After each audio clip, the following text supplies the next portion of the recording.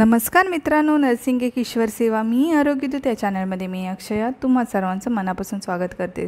तर मित्रांनो, तुम्ही जर माझ्या चॅनलवर आता नवीन आले असाल तर चॅनलला सबस्क्राईब करा, व्हिडिओला लाईक करा आणि शेअर करायला नक्कीच विसरू नका।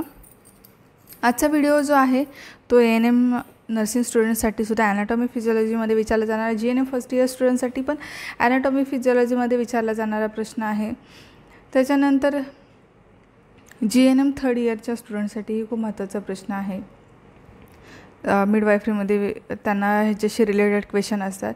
तर हा सगळ्या प्रकारच्या जीएनएम सेकंड इयरसाठी पण आहे, त्यांना जर विचारला प्रश्न तर एमएसएनमध्ये पण विचारला जाणारा प्रश्न आहे। एमएसएन सेकंडमध्ये गर्भाशय आहे, त्याच्याशी रिलेटेड बरेचदा कमी क्वेश्चन विचारले जातात, पण ऑल नर्सिंग स्टुडंटसाठी खूप इम्पॉर्टंट क्वेश्चन आहे। गर्भाशय माहिती असणं खूप इम्पॉर्टंट आहे। तर आपण जास्त काय डिटेल्समध्ये नाही बघणार, फक्त गर्भाशय 5 मार्काला प्रश्न आले तर तुम्हाला काय लिहायचं आहे त्याच्याशी रिलेटेड घेतले मी। त्याचे म्हणजे लिंगामेट्स वगैरे बरंच काही असतं, तर ते मी डिटेल्समध्ये नाही बघितले। फक्त गर्भाशय तुम्हाला जर 5 मार्काला विचारला तर 2 पेज 2.5 पेज तुम्हाला लिहिता आले पाहिजेत। 2 पेज माहिती संपूर्ण आणि 1 अर्धा पेज तुम्हाला डायग्राम।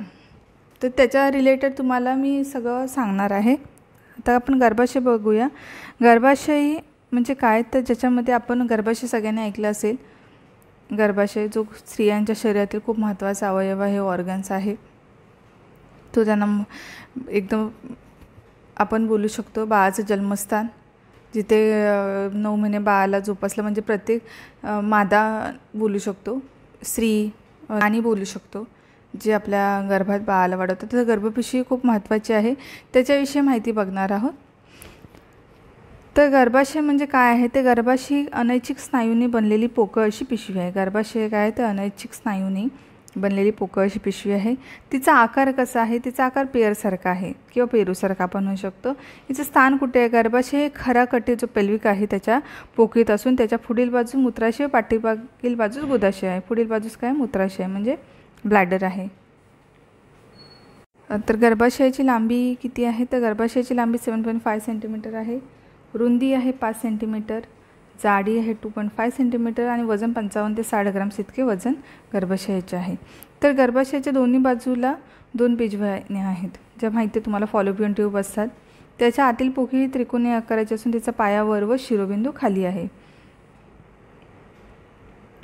तर या पोकळीमध्ये गर्भधारणा झाली नसताना स्वाभाविकता काही फक्त थेंबच द्रव मावू शकतो। म्हणजे गर्भाशयाच्या आतील पोकळी ही त्रिकोणी, गर्भाशयाच्या आतली जोडलेली आहे, त्याला फॉलोपियन ट्यूब जोडलेली आहे, पण गर्भाशयाच्या आतील पोकळी त्रिकोणी आकाराची असून तिचा पायावर आहे, शिरोबिंदू खाली। या पोकळीमध्ये गर्भधारणा जे बेबी नसतं त्यामध्ये फक्त काही थेंबच द्रव मावू शकतो। त्याच्यानंतर गर्भाशयाचे 3 भाग पडतात, जो युटरस आहे त्याचे 3 भाग पडतात। फंडस आहे, body of uterus, cervix of uterus. तर तुम्हाला लिहिताना असंच लिहायचं आहे, गर्भाशयाचे 3 भाग पडतात गर्भाशयाची माहिती लिहिताना। त्याच्यानंतर ते कोणते भाग, तर फंडस बघूया, जो वरचा भाग आहे। गर्भाशयात बीजवाहिन्या जिथून प्रवेश करतात म्हणजे फॉलोपियन ट्यूबच्या प्रवेश करतात त्या जागेला कॉर्न ऑफ युटरस म्हणतात। त्याच्या वरील बाजू जो घुमटाकार जो भाग असतो त्याला फंडस ऑफ युटरस असे म्हणतात। जी स्ट्रक्चर तुम्ही बघाल तिथे फंडस आहे। बॉडी ऑफ युटरस म्हणजे कॉर्नोपासून खाली निमुळत्या होत गेलेल्या भागाला बॉडी ऑफ द युटरस असं म्हणतात। याची उंची 5 सेंटीमीटर असून गरोदरपणात हाच भाग जास्तीत जास्त ताणला जातो। बॉडी ऑफ युटरस हा आहे तो गर्भधारणा जेव्हा आपल्या होते प्रेग्नेंट, आपल्याला म्हणजे ज्या फिमेल्स प्रेग्नेंट होतात त्यांच्यासाठी हा भाग ताणला जातो जास्तीत जास्त। सर्विक्स ऑफ द युटरस म्हणजे खालचा भाग, गर्भाशयाच्या सर्वात खालच्या निमुळत्या भागाला सर्विक्स असं म्हणतात। हा भाग सुमारे 2.5 सेंटीमीटर असून उंचीचा असून तो अतिशय घट्ट आहे। याच्या आतील पोकळी नळिकेसारखी असून तिला सर्वायकल कॅनल असे म्हणतात। या मार्गामुळेच गर्भाशयाची पोकळी ही योनी वजनाला जोडलेली आहे। या ठिकाणचे गोलाकार स्नायू प्रसूतीच्या वेळी ताणले गेल्यामुळे सर्विक्सची डायलेटेशन व गर्भावस्था बाहेर येण्यास व प्रसूती सुलभ होण्यास मदत करते। मग ह्याचं काय होतं, हे सर्वायकल जे कॅनल आहे ते ताणलं जाऊन त्याच्यातून बेबीचं हेड बाहेर येतं। सर्विक्स तुम्ही ऐकलं असेल, सर्विक्स असं आपण बऱ्याचदा ऐकतो, किंवा आता तुम्ही फ्युचरमध्ये फील्डमध्ये काम करणार तर तुम्हाला माहिती आहे सर्विक्स आहे खूप इम्पॉर्टंट पार्ट असतो गर्भपिशवीचा खालचा भाग। त्याच्यानंतर गर्भाशयाची 3 आवरण आहेत, पेरिमेट्रियम 3 आवरण आहेत। तुम्हाला असंच लिहायचे, पेरिमेट्रियम, मायोमेट्रियम, एंडोमेट्रियम ही 3 आवरणे आहेत। त्यांची रितसर माहिती बघूया। तर पहिलं पेरिमेट्रियम बघूया. गर्भाशयाचे हे सर्वात आतील सर्वात बाहेरील जे आवरण असतं गर्भाशयाच्या युट्रसच्या, ते हे अतिशय तलम असे दुपदरी आवरण आहे, त्याला पेरिमेट्रियम असं म्हटलं जातं. तर उदरपोखीतील पेरिटोनियम कटीर पोकळीत उतरून गर्भाशयाच्या फंडस व वाढीवर त्याचे आवरण होते. म्हणजे उदरपोखीतील पेरिटोनियम कटीर पोकळीत उतरून गर्भाशयाच्या फंडस व वाढीवर त्याचेच आवरण होते, त्याला पेरिमेट्रियम असं म्हणतात. म्हणजे गर्भाशयाचं सर्वात बाहेरील आवरण असे अतिशय तलम असे दुपदरी आवरण आहे, तलम आहे. उदरपोखीतील पेरिटोनियम कटीर पोकळीत उतरून गर्भाशयाच्या फंडस व बॉडीवर त्याचे आवरण होते, त्याला पेरिमेट्रियम असे म्हणतात. हे आवरण गर्भाशयाच्या इथमसपर्यंत असते, इथमस असो तिथपर्यंत असते. हेच आवरण परत वळून उदरपोखीत जाते, त्यामुळे गर्भाशयाच्या पुढे व मागेचे 2 कप्पे तयार होतात, त्यांना पाऊच असं म्हणतात. गर्भाशयाच्या पुढे व मागेचे 2 कप्पे तयार होतात, त्यांना पाऊच असं म्हणतात. आता मायोमेट्रियमचं बघूया. हे मधले आवरण आहे गर्भाशयाच्या, जे स्नायूने बनले. हे अतिशय महत्त्वाचे. यामध्ये 3 प्रकारच्या स्नायूंचे थर आहेत. सर्वात बाहेरील तर हा उभ्या स्नायू धाग्यांचा असतो. गरोदरपणाच्या गर्भाशयांची उंची वाढवण्यासाठी याचा उपयोग होतो. मायोमेट्रियमचे जे धागे असतात आतले, त्याचा उपयोग गर्भाशयाची उंची वाढवण्यासाठी होतो. या स्नायू धाग्यांना निर्वर्तन क्षमता असल्यामुळे प्रसूतीच्या वेळी गर्भाशयाच्या अप्पर सेगमेंटमध्ये निर्वर्तन पाहून गर्भ खाली ढकलण्याची क्रिया होऊन प्रसूती सुलभ होण्यास मदत करते. गर्भाशयातला प्रत्येक अवयव खूप महत्त्वाचा आहे. तर हे मधलं आवरण स्नायूने बनलेलं असून असे तलम आहे, जे बेबीला खाली ज्याचे जे लिंग सेगमेंट निर्वर्तन जे असतात स्नायू धागे, ते प्रसूतीच्या वेळेला बेबी ढकलण्याला मदत करतात. त्याच्यानंतर एंडोमेट्रियम जे आतलं आवरण आहे, हे गर्भाशयातील सर्वात आतील आवरण असून यावर कॉलमनर एपिथेलियल सेल्स असतात. यामध्ये स्राव निर्माण करणाऱ्या पेशी व ग्रंथी भरपूर प्रमाणात असतात. याला भरपूर रक्तपुरवठा असतो. जे एंडोमेट्रियम आतला गर्भाशयाचा पदर असतो, यावरील स्ट्रोमासिसमुळे मासिक पाळीनंतर या आवरणाचे पुनर्निर्माण फार जलद गतीने होते. यामध्ये स्ट्रोमासेल जे असतात, त्यामुळे मासिक पाळीनंतर या आवरणाचे पुनर्निर्माण रिजनरेशन जलद गतीने होते. जे आतलं गर्भाशयातलं खूप महत्त्वाचं पदर आहे, किंवा त्याला गर्भाशयाचा पदर म्हटलं किंवा एंडोमेट्रियम असं म्हटलं जातं.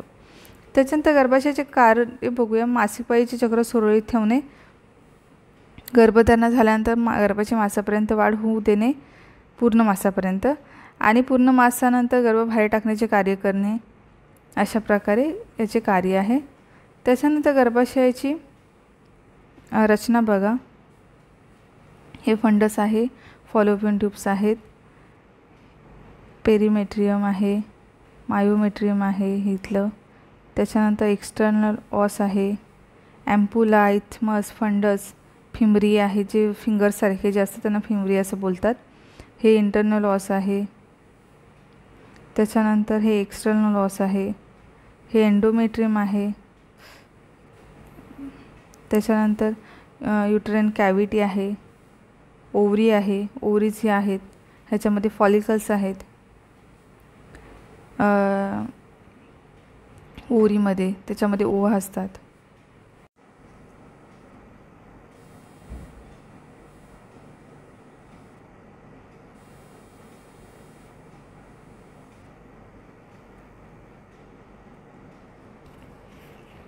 तुम्ही बघू शकता पूर्णपणे युटरचं स्ट्रक्चर आहे. तुम्हाला जर माहीत असेल, तुम्ही पण तुमच्या जे म्हणजे करता ते स्ट्रक्चर काढू शकता. मी माझ्या पद्धतीने काढलं आहे. जे आहे ते तुम्हाला तुमचे ट्युटर शिकवतात किंवा तुम्ही जे रेफर बुक करता त्याच्यामधले लिहू शकता. आता थोडक्यात आपण पुढचं बीजवाहिन्यांचे फॉलोपियन ट्यूबच्या महत्त्वाचे त्यांची माहिती बघूया. तर यांनाच बीजवाहिनी नलिका असे देखील म्हणतात. या स्नायूने बनलेले असून पोकळ नलिका असून याची सुरुवात कॉर्न ऑफ द युरेटसपासून होते व शेवट कटिराकडे होतो. ह्याची सुरुवात कुठे होते तर कॉर्न ऑफ द युटरसपासून. ही युटेरस आहे तर युटरसपासून होते व कटिराकडे पेरिटोनियम कॅव्हिटीत ओव्हरीजल होतो शेवट ह्याचा. या दोन्ही नलिका ब्रॉड लिगामेंटच्या वरच्या घडीमध्ये गुंडाळल्या गेलेल्या आहेत. त्याची लांबी सुमारे जे फॉलोपियन ट्यूब्स आहे त्याची लांबी सुमारे 11 सेंटीमीटर असून या सुरुवातीला अरुंद आहेत व त्यांची रुंदी वाढत गेलेली आहे. या सुरुवातीला अरुंद आहेत, इथे बघितलं असेल तुम्ही, हे बघा सुरुवातीला अरुंद आहे, नंतर हे अशा वाढत जातात. ॲम्पुला, इथमस. तर अशा प्रकारे अजून हे खूप जर नावं लिहिली तर ह्याला प्रत्येकाला वेगवेगळी खूप नावं. हे वजायना आहे, तर अशी त्याला नावं तुम्ही देऊ शकता. ठीक आहे, तुम्हाला माहीत असेल ते फॉलो करू शकता. त्याच्यानंतर आपण ओव्हरीज, रजपिंड, ते यांनाच अंडाशय बोलतात, बीजकोष असे म्हणतात. या गर्भाशयाच्या दोन्ही बाजूला 2 असतात. दाखवते, ह्या ओव्हरीज आहेत 2, ही आणि ही, ज्याच्यामध्ये फॉलिकल्स असतात. ते दोन बाजूला दोन असतात. बीजवाहिन्यांच्या फिम्ब्रेटेड टोकाखाली कठी पोकळी आहेत. फिम्ब्रिया ओरिका हा सतत ओरीच्या सान्निध्यात असतो. या एका बाजूला ओरियन लिंगामेंट्स कॉर्नर ऑफ द युट्रसला जोडलेले असून ब्रॉड लिंगामेंटच्या मागील पदराला मेझोवेरियमने जोडलेले आहेत. याचा आकार ओरीचा आकार बदामासारखा असून लांबी रुंदी जाडी अनुक्रमे 4 सेंटीमीटर, लांबी रुंदी 2 सेंटीमीटर व जाडी 1.25 सेंटीमीटर इतके आहे. प्रत्येक ओरीचे वजन हे सुमारे 3 ते 5 ग्राम असते. विचारू शकतात मिडवायफरीला क्वेश्चन. ओरीला रक्तपुरवठा करणाऱ्या रक्तवाहिन्या व मज्जा पुरवठा करणारे मज्जातंतू ओरीच्या हायलममधून ओरीमध्ये प्रवेश करतात. त्याच्यानंतर ओरीचा उभा छेद घेतल्यास त्यामध्ये 2 भाग दिसतात. मधल्या पांढऱ्या भागाला मेड्युला व बाहेरील करड्या भागाला कॉर्टेक्स असे म्हणतात. करड्या भागामध्ये असंख्य असे बारीक बारीक कप्पे असतात. यांना ग्राफियन फॉलिकल्स असे म्हणतात. प्रत्येक कप्प्यामध्ये एक एक अपरिपक्व असे स्त्रीबीज असते. त्याची संख्या 1 लाख असते. आलं का? तर अशा प्रकारे तुम्हाला युट्रसबद्दल माहिती लिहायची आहे.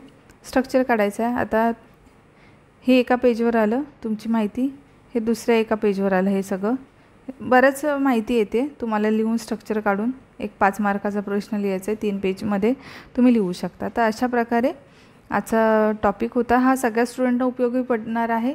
तुम्हाला अजून माहिती असेल तर तुम्ही ॲड करू शकता तुमच्या नोट्समध्ये काढताना.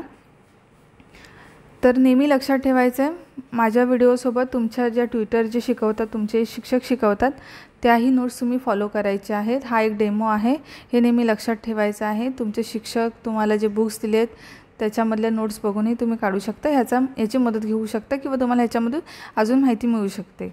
पण तुम्हाला जे फॉलो करता ही माहिती पुस्तकावर आधारितच आहे, नेहमी लक्षात ठेवायचं आहे. पण तुम्ही तुमच्या शिक्षकांनी दिलेल्या नोट्सही फॉलो करायच्या आहेत. ठीक आहे, तर लवकरच भेटू आपण पुढच्या व्हिडिओमध्ये. तोपर्यंत काळजी घ्या, मस्त राहा, स्वस्थ राहा. धन्यवाद.